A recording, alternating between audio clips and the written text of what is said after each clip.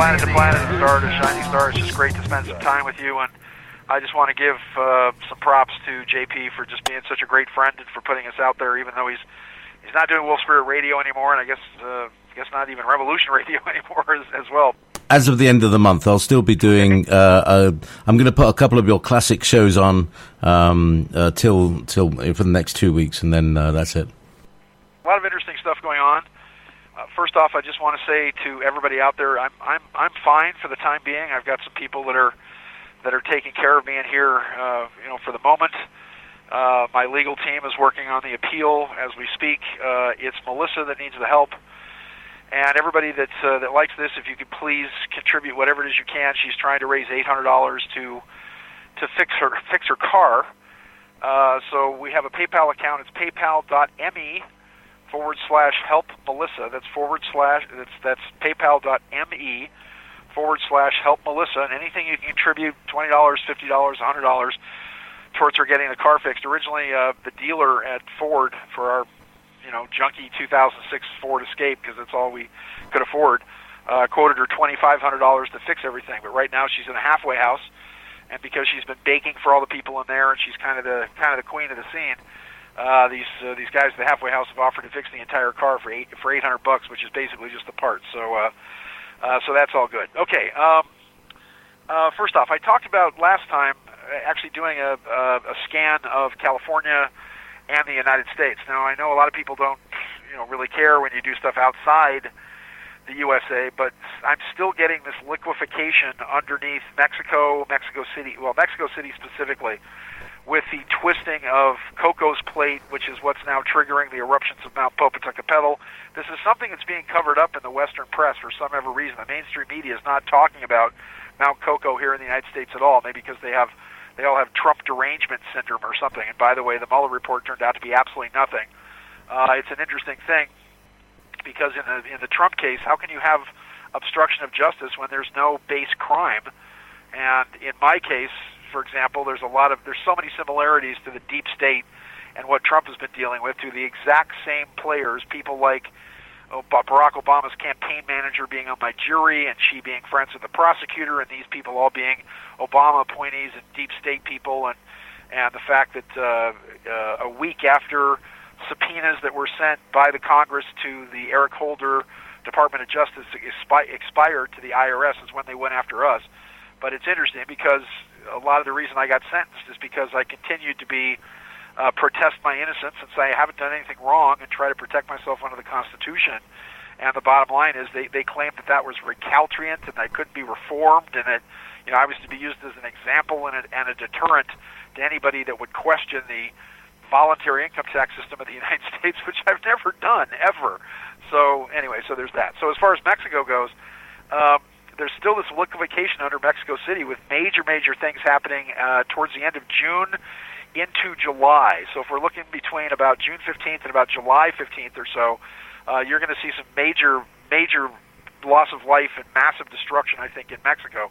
Now, I'm going to hold off on any California predictions, because depending on that trigger point is going to depend on how much the Coco's Plate actually rocks and how much of a shockwave it's actually going to send up the San Andreas Fault. So everybody just look at Mexico, watch what's going to happen in Mexico. You're also going to see a lot of waves of UFO activity over Mexico as well, almost as much as they had at the beginning of the Sixth Sun or whatever, the Mayan calendar prediction all the way back in July of 1991, when you had these fleets of UFOs park themselves over Mexico City. All right.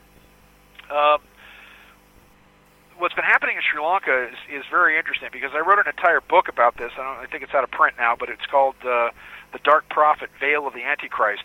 And now that the ISIS caliphate has been destroyed by Trump, which is another thing that you don't hear a lot about in the media, you're going to start seeing a series of coordinated attacks on these Christian churches. And at the same time, you had the explosions going off in 20 locations in Sri Lanka at hotels, and they discovered that it is a radical Islamic sect that's doing that.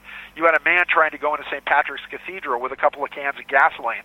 And this is all going to link back. I think you're seeing the beginning of global attacks on Christianity by these Islamic jihads, by by radical Islam. and the beginning of yet another underground war, I think, against Christianity by Islam. Now, I thought all of this was going to be the precursor to the introduction of the 12th Imam, to Nostradamus's third great Antichrist, really, predicted in the Quran as the 12th Imam. Now, here's the other thing, too. There's something interesting going on about Notre Dame. I do not think the fire at Notre Dame was an accident. I've remote viewed it, and I thought to myself, why did it take them 23 minutes to even call the fire department and 30 minutes for the fire department to show up? Had they actually said that the fire at Notre Dame was actually caused by Islamic radicals, I think they're covering it up, because you would see blood flowing in the streets in France. And with the protests that are going on with the Yellow Vesters and the preeminence of Marine Le Pen and her National Front Party, I don't think they wanted to give any fuel to the people in France, because, again, I think they'd be going into Muslim neighborhoods, and I would think you would see an armed, bloody revolution against Islam. But here's another thing. They've raised $1 billion for the restoration of Notre Dame. There's going to be a scandal around that money. There's going to be scandals about how the money is sent, where it is sent, the way the Catholic Church uses it, whether or not it's going to be controversy about how they rebuild the church or whatever. But we have not heard the end of this. This is going to be a big deal, and you're going to see the continuation of these Islamic bomb attacks against Christian churches all over the world. I think also more in Sri Lanka, and the challenge with the $1 billion with Notre Dame. Now, the presidential election, or whatever you want to call it, the 19 or 20 little dwarfs that are all entering, I think specifically that Joe Biden is going to go and announce that he's running for president tomorrow. First off, he's anything that you start in a waning moon. Now, he's got some juice behind him. He's doing it under Taurus Sun with a Capricorn moon, which means that unless he focuses on, I think there's going to be a problem with his financing his campaign.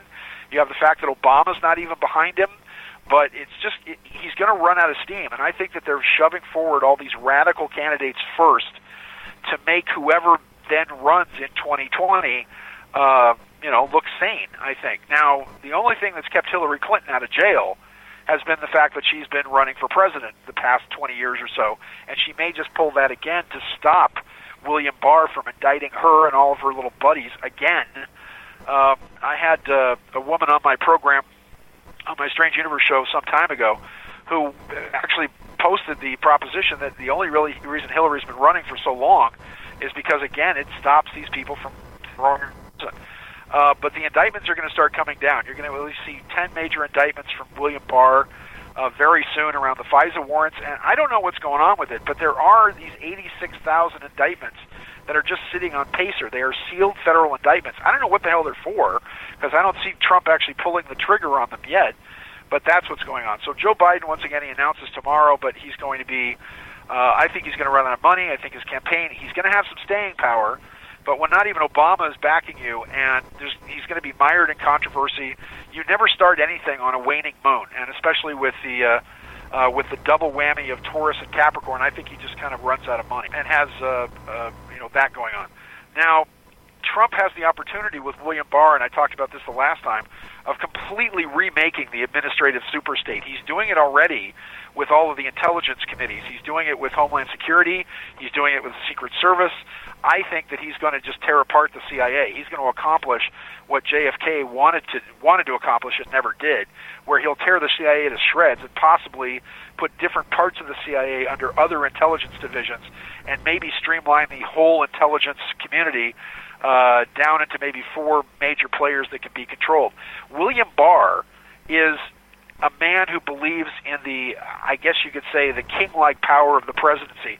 He believes in what's called a unified executive, that the president is the executive, that all these other people in civil service and whatever else, that there is no one in the executive branch that the president can't fire, no one in the executive branch that does not serve at the pleasure of the president, and that includes all these intelligence agencies and whatever else. And William Barr is going to back up Trump, consolidating the power of the executive, that obviously the judiciary is appointed, the Congress is elected, but the people elect the President of the United States. And so his whole, and you're going to hear a lot of this in the news coming up, that William Barr is once again He believes in the unification of the executive and unification of power in the hands of the president. All you have to do is go back and see all the stuff that he did for the Bush administration, way back in the day.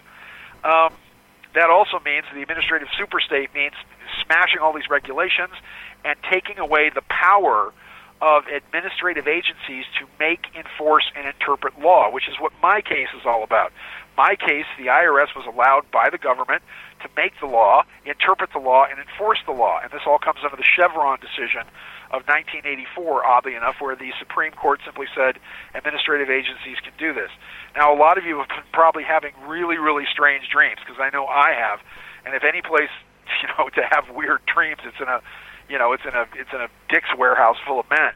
But I see something happening in like 2 weeks, something happening around between the 1st and the 10th of May. The image that I keep getting is of this giant fist. I mean, like this blue-white fist hitting the earth. And I don't know what that's about. I don't know if it has to do with like a meteor. I don't know if it has to do with a solar flare, but something appears to be occurring that could shake the world. Now, again, I don't know if this is psychically, because as many people know, I talk about the chakra points of the planet. The base chakra is Lhasa, Tibet. The second chakra is Cairo, Egypt. The third chakra is Stonehenge. The solar plexus, the heart chakra is Machu Picchu. The throat chakra is downtown Los Angeles, the gazebo on Alvera Street. The sixth chakra is Tenri City at the Tenrikyo Temple in Japan, which is outside of Osaka. But what Pierre Lesjardins called the new sphere, which is the seventh chakra of the world, is the human mind, all of us coming together. And once again, for the first time in 26,000 years, we're operating without that veil on the right-hand side of our brain. Now, I still believe that we're halfway through the night of the Jaguar, that we've been swallowed by the Jaguar on December 21st of 2012, and that from there until December 21st of 2025, we're in a 13-year cycle. And this 13-year cycle is the adjustment of the human brain to our not having veils on both sides of the brain. The veil coming off the right-hand side of the brain that's allowing us access to the time stream, to holographic time, to all quantum time, time happening all at once. So with this happening, as I said, we'll be halfway out of the dark about June 21st or so. So the fact that Trump is letting all these people out of federal prison, and the First Step Act and the Second Chance Act are now all clicking into gear, and compassionate release is finally happening. I just worked on a case with a friend of mine, Ron, who got compassionate release. He was finally released. But Trump wants to close these prisons by 2020. He wants to save $2.4 trillion to get all these people, because it's a debtor's prison. These are all people in here for the same thing as me, where there's no victims, where there's no monetary loss to the government. These are paperwork administrative crimes.